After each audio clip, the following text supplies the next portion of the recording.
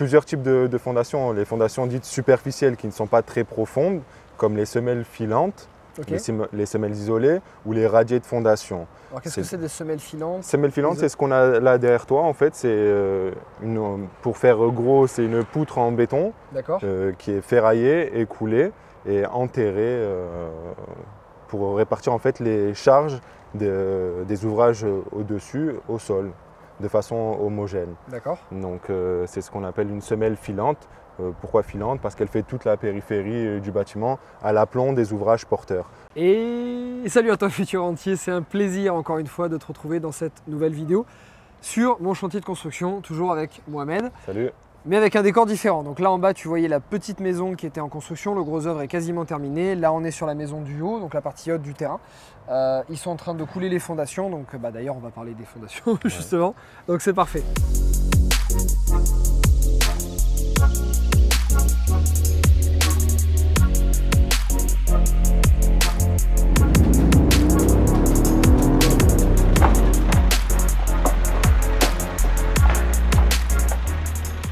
Juste avant de démarrer cette vidéo, si tu me rejoins, merci de me rejoindre. Donc c'est une série de vidéos qui va durer peut-être 100, 150 vidéos. Je ne sais pas exactement combien, mais le but en fait, c'est que j'ai un projet de construction de 2 maisons. Et chaque étape de la construction, de la recherche du terrain jusqu'à la livraison, il y a un peu de vent, j'espère que tu m'entends bien, jusqu'à la livraison des maisons, eh bien on va te les décortiquer en chaque étape, que ce soit le béton, le second œuvre, l'électricité, etc. pour que tu ne rates rien et que tu apprennes sur chaque étape du projet. Donc encore une fois avec Mohamed qui est conducteur de travaux dans une entreprise de maçonnerie. Qui va nous expliquer qu'est-ce qu'une fondation, à quoi ça sert et comment reconnaître des bonnes fondations. À toi, je te les laisse. Dis-nous tout sur les fondations. Okay, il ne faut plus qu'ils aient de secret. Ouais. Alors les fondations, c'est la base d'une construction. C'est sur laquelle en fait reposent toutes les charges du bâtiment. Elles sont réparties de façon homogène au sol. Donc les fondations, ça permet la stabilité d'une construction. C'est un ouvrage qui est enterré. Il existe différents types de fondations. Il y a les fondations, ce qu'on appelle superficielles, comme on a là des fondations semelles filantes. Alors on va essayer de leur expliquer parce que par du point de vue qui est probablement le cas, qui n'y comprennent rien, comme moi, j'y comprends rien. D'accord, ok. donc il y a plusieurs types de fondations. Les fondations dites superficielles qui ne sont pas très profondes, comme les semelles filantes, les semelles isolées ou les radiers de fondation. Alors qu'est-ce que c'est des semelles filantes? Semelles filantes, c'est ce qu'on a là derrière toi en fait. Pour faire gros, c'est une poutre en béton qui est ferraillée et coulée et enterrée pour répartir en fait les charges des ouvrages au-dessus, au sol, de façon homogène. D'accord. Donc c'est ce qu'on appelle une semelle filante. Pourquoi filante? Parce qu'elle fait toute la périphérie du bâtiment à l'aplomb des ouvrages porteurs. Après, ce qu'on appelle des semelles isolées, c'est des semelles ponctuelles qui vont être par exemple, juste sur l'emplacement par exemple d'un poteau. C'est ce qu'on appelle des semelles isolées. J'ai parlé du radier de fondation. Le radier de fondation, c'est une fondation générale. Donc ce serait par exemple la différence d'ici, au lieu d'avoir des semelles qui sont filantes sous la file des porteurs, ce serait un ferraillage général complet. D'accord. Donc ça, et après on a des fondations qui sont un peu plus complexes, qu'on appelle des fondations profondes, type pieux, micro-pieux, qui vont chercher des mauvais sols très profonds, à 10-20 mètres de profondeur et des fois au-delà. D'accord. Donc, et pour quel cas, alors on va dire pour quel type de maison, quel type de projet, tu vas utiliser quel type de fondation? Alors en fait c'est surtout par rapport à la nature du sol qu'on a le type de fondation. Par exemple les fondations superficielles, elles sont données pour des bons sols ou des sols homogènes. Après des mauvais sols, on va utiliser les fondations dites spéciales, type micro-pieux. Tu entends mauvais sol par exemple, là je sais qu'ici on a beaucoup d'argile. Voilà. L'argile est considérée comme un mauvais sol. L'argile est considérée comme un mauvais sol, donc en fait on est obligé d'aller chercher le bon sol, creuser. Donc il va y avoir une adaptation au sol, donc il y a différentes techniques, soit il y a la technique du micro-pieux, mais bon au niveau des coûts c'est beaucoup plus cher. Après sinon il y a la fondation, il y a le système de chercher en fait le bon sol en faisant des plots de gros béton. En compensant le mauvais sol par une recharge en béton ou en colonne ballastée, c'est-à-dire le ballast c'est un mélange de granulats de différentes sections de 2 à 4 cm d'épaisseur. Et donc c'est les techniques qui permettent en fait de s'adapter au sol, aller chercher le bon sol. Un ouvrage. Qu'est-ce que c'est du bon sol, pardon, du coup, mais un bon sol, c'est quoi la nature? Le bon sol, en fait, c'est là où le géologue va le déterminer, en fait. C'est là où on va avoir une bonne compression du sol qui va permettre en fait à l'ouvrage d'être stable. Et ça peut être quel type? Ça peut être que plusieurs types, donc ça peut être des terrains argileux, donc il faut aller chercher le bon sol. On peut avoir des terrains rocheux.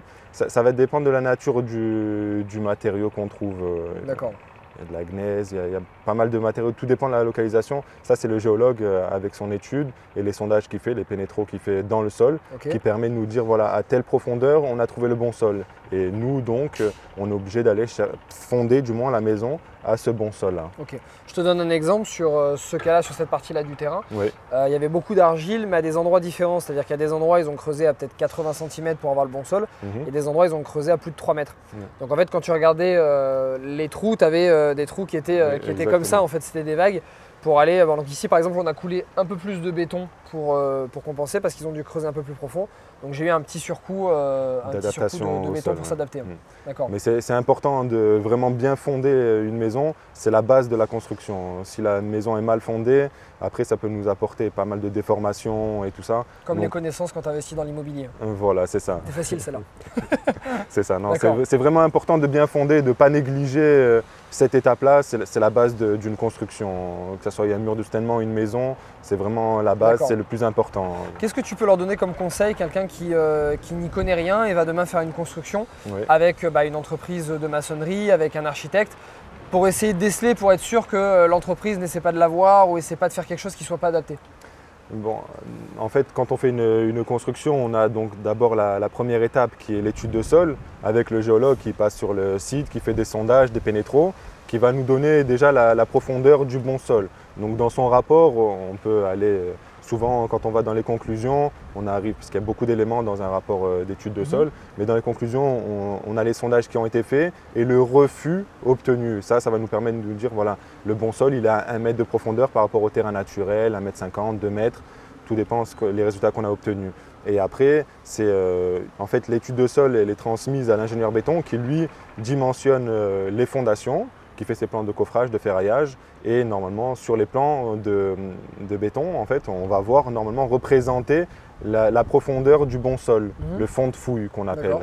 Donc c'est simple à vérifier par rapport à votre terrain. Par exemple, si le terrain naturel, le bon sol il est à 1 mètre, vous prenez et vous vérifiez. Si vous voyez qu'il est descendu à 20 cm du terrain naturel et que l'étude béton et géotechnique demandait de descendre à 1,50 m, c'est que c'est mal fondé. D'accord. Donc voilà. Ok, très bien. Après, souvent sur des opérations de construction, il y a aussi l'accompagnement par des bureaux de contrôle qu'ils ont.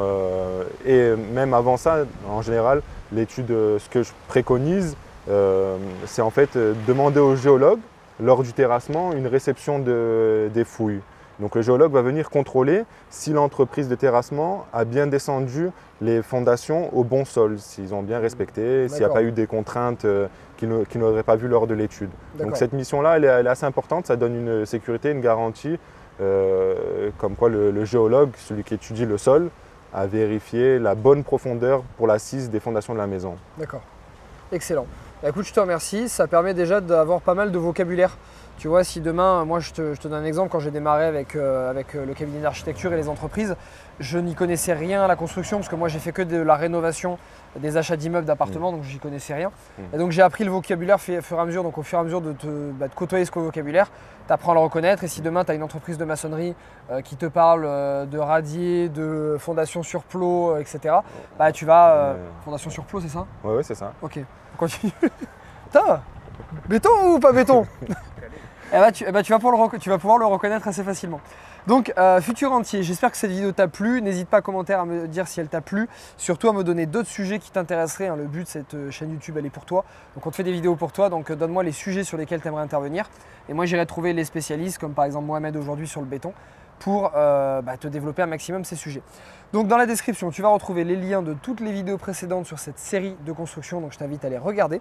Tu verras, ce sera très très intéressant, suis-les bien depuis le début. Et tu trouveras un lien qui t'enverra des vidéos gratuites de ma part, donc tu as des conseils sur l'investissement immobilier, comment démarrer, comment j'ai acheté plus d'une dizaine de biens immobiliers en moins de 9 mois et comment tu peux arriver à en vivre très rapidement. Donc je t'invite à cliquer là-dessus et ça sera envoyé par mail gratuitement. Je te souhaite comme d'habitude la patate, la motivation, une très très belle journée.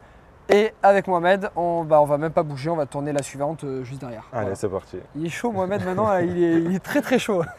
Ciao, ciao, bonne journée. Salut.